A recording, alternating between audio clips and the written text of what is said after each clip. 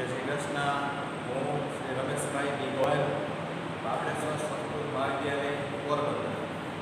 વિદ્યાર્થી મિત્રો, આજે આપણે ધોરણ 9 વિષય ગુજરાતી ભાગ નંબર 12 એટલે કે કાવ્ય છે, જેનું નામ છે તો જાણ, કે જેના કવિ છે સુરેશ દલાલ વિશે આપણે શીખવાનું છે. સૌપ્રથમ તો આપણે કવિ વિશે પરિચય મેળવીએ. તો કવિનું નામ છે સુરેશ દલાલ, જેમનો જન્મ 10/10/1932 ના રોજ થયો હતો.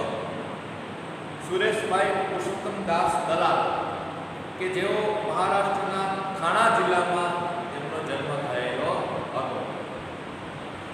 તેમણે એકાંત, તારીખનું ઘર, નજરો લાગી, ઈટા પિટ્ટા, ધીંગા મસ્તી, અલગ ચલાણું, ભીલું, પગની હોડી, હાથ હલેસા, ટીંગા ટોળી વગેરે તેમના મુખ્ય કાવ્ય સંગ્રહો છે. આ બધા એમના કાવ્ય સંગ્રહો છે. તેમણે ગદ્ય કાવ્યોનો સંગ્રહ અસ્તિત્વ આપેલો છે. સમીર, કવિનો શબ્દ, તપોવન, ઉપહાર, સહવાસ, વિથિકા વગેરે તેમના વિવિધ પ્રકારના સંપાદનો છે.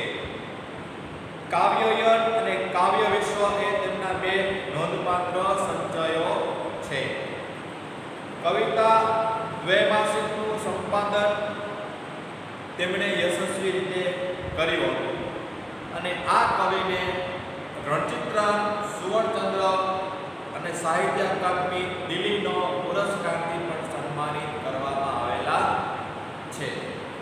મિત્રો, વિદ્યાર્થી મિત્રો, હવે આ કાવ્ય વિશે આપણે શીખીએ. કાવ્યનું નામ છે તો જાણું. જો અહીંયા એક પ્રશ્નાર્થ મૂકેલો છે, તો જાણું. જો તમે કોઈ કામ કરો અને સાબિતી આપો તો હું જાણું.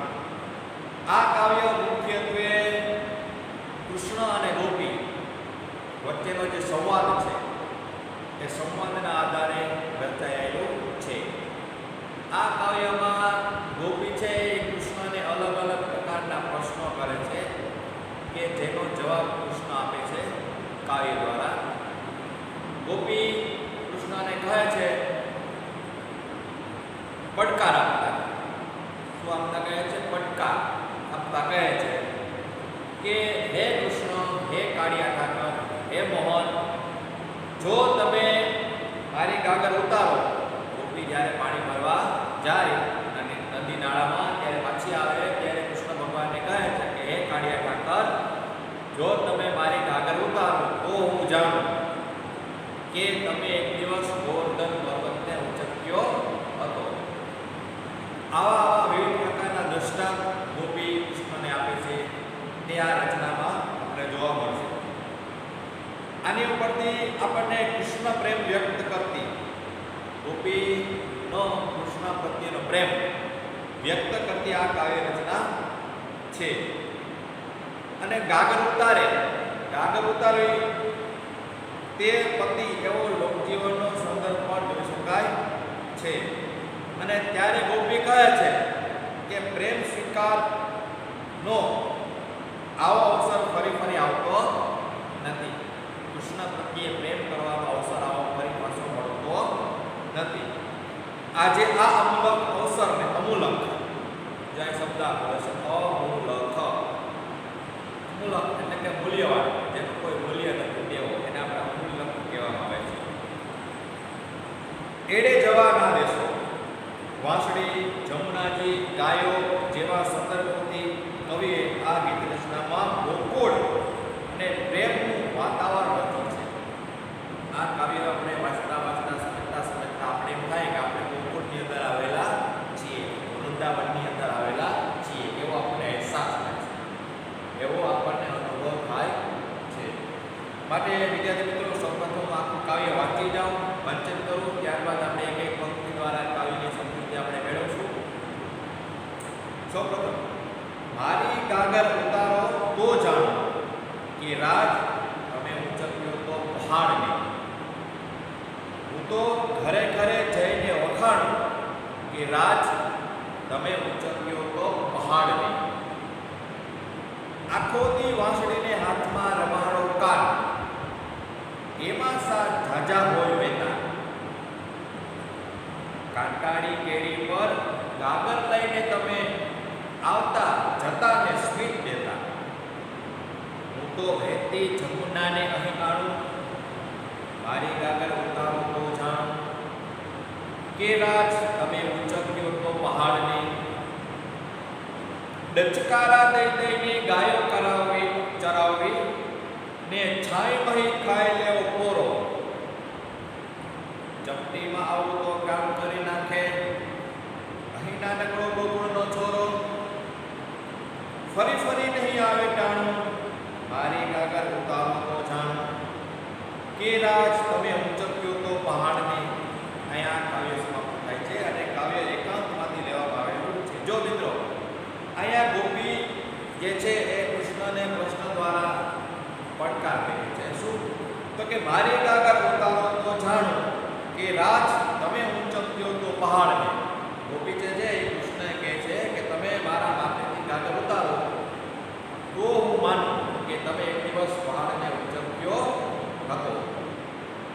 હું તો ઘરે ઘરે જઈને વખાણું કે રાજ તમે ઉચક્યો તો પહાડ. જો તમે મારી ગાગર ઉતારશો તો હું દરેક ઘરમાં, ગોકુળના દરેક ઘરની અંદર જઈ અને તમારા વખાણ કરીશ કે ભગવાન શ્રી કૃષ્ણએ એક દિવસ પહાડને ઉચક્યો હતો. આખો દી વાંસળીને હાથમાં રમાડે કાન, એમાં સા હોય ઝાઝા વેતા. હે કાનજી, હે કૃષ્ણ, તમે આખો દિવસ વાંસળીને હાથમાં લઈને રમાડો છો, એટલે કે આખો દિવસ વાંસળી તમે વગાડો છો, આખો દિવસ વાંસળી તમે ફેરવો છો, વગાડો છો. એમાં શું ડાપણ કરેલું છે તમે? કંટાળી કેરી પર ગાગર લઈને અમે આવતા જતા ને સ્મિત દેતા. જ્યારે અમે પાણી ભરવા માટે જતા યમુના નદીમાં, ત્યારે અમે કાંટાળી કેરી, જે રસ્તો છે તે કાંટાળો સાંકડો છે, સાંકડી શેરીમાં, સાંકડી ગલીમાં, સાંકડી કાંટાળી શેરીમાં અમે ગાગર લઈને આવતા, ત્યારે તમે સામે મળતા તો સ્મિત દેતા. શું દેતા? સ્મિત, હસતા. હું તો વહેતી જમુનાને અહીં આણું, મારી ગાગર ઉતારો તો જાણું. હું તો વહેતી જમુના નદીનું પાણી, યમુના નદીનું પાણી હું મારી ગાગરમાં ભરીને લઈ આવું.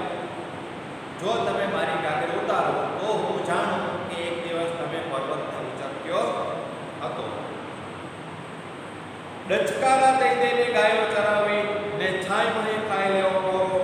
એકા તમે તો ડચકારા દઈ દઈને ગાયો ચરાવતા. કારણ કે એ ગોકુળમાં, વૃંદાવનની અંદર ગાયોને ચરાવવા માટે જતા. કઈ રીતના ચરાવતા? ડચકારા દઈ દઈ. અને જ્યારે પણ તડકો થતો ત્યારે છાયામાં પોરો ખાઈ લેતા. ભગવાન શ્રી કૃષ્ણ છે બપોરના સમયે છાયામાં પોરો ખાઈ લેતા. ચપટીમાં આવો તો કામ કરી નાખે, અહીં નાનકડો ગોકુળનો છોરો. આવું કામ તો ગોકુળની અંદર કોઈ પણ છોરો જે નાનકડો હોય તે ચપટી વગાડતા જ કામ કરી નાખે. આમાં તમે શું નવાઈ કરેલી છે? આમાં તમે શું નવીન કરેલું છે? આ તો કામ સૌ ગોકુળના કુવાડો કરી નાખે. ફરી ફરી નહીં આવે ટાણું, મારી ગાગર ઉતારો તો જાણું. ફરી ફરી આવો અવસર આવશે નહીં. કેવો અવસર? કે ગાગર ઉતારવાનો ફરી અવસર આવશે નહીં. જો તમે મારી ગાગર ઉતારો મારા માથેથી તો હું જાણું કે તમે એક દિવસ ગોવર્ધન પર્વતને ઉચક્યો હતો. વિદ્યાર્થી મિત્રો, અહીંયા કાવ્ય સમાપ્ત થાય છે. સમાનાર્થી શબ્દો જોઈએ આપણે તો ગાગર એટલે ઘડો, વેતા એટલે ભલીવાર અથવા ડાપણ, કેડી એટલે સાંકડો રસ્તો, ડચકારા એટલે કે ડચ જેવો અવાજ અથવા તો ગાયને બળદ રમકાવવા માટે કરાતો અવાજ. વિરુદ્ધાર્થી શબ્દ સ્મિત એટલે કે રુદન, પોરો એટલે કે થાક ખાવો, ટાણ અવસર, છોરો એટલે કે છોકરો. રૂઢિપ્રયોગ અર્થ આપી વાક્યમાં પ્રયોગ કરો. પેલું ઝાઝા વેતા એટલે કે વધારે પડતું ડાપણ. પોરો લેવો એટલે આરામ કરવો. સ્વાધ્યાય, પ્રશ્નની નીચે આપેલા વિકલ્પોમાંથી સાચો વિકલ્પ પસંદ કરી રાઈટની નિશાની કરો. પેલું કૃષ્ણે પહાડ ઉચક્યો હોત હતો તે હકીકત સ્વીકારવા ગોપી કઈ શરત રાખે છે? તો કે પોતાની ગાગર ઉતારવાની બીજું, શ્રી કૃષ્ણ કઈ રીતે ગાયો ચરાવતા? તો કે ડી, ડચકારા દઈ દે. ત્રીજું, ગોપી કઈ વાત ઘરે ઘરે જઈને વખાણવા માંગે છે? તો સી, પહાડ ઉચકવાની. ચોથો પ્રશ્ન, ગોપી કેવા રસ્તાઓ પર ચાલીને ગાગર ભરવા જતી? એ, કાંટાળી કેરી પર. પ્રશ્ન નંબર 2, નીચેના પ્રશ્નના 2-3 વાક્યમાં ઉત્તર લખો. એમાં પહેલું, ગોપી પોતાના કયા કાર્યોની વાત કરે છે? અને બીજું, કૃષ્ણને ઉદ્દેશી ગોપી શું કહે છે? આ પ્રશ્નના જવાબ તમારી બુકની અંદર લખી લેવાના છે. તો અહીંયા આપણે 12મું કાવ્ય પૂરું થાય છે. હવે આપણે આવતીકાલે પાઠ નંબર 13, જેનું નામ છે ઘડવૈયા, એના વિશે આપણે ચર્ચા કરીશું. પ્રણામ. જય શ્રી કૃષ્ણ.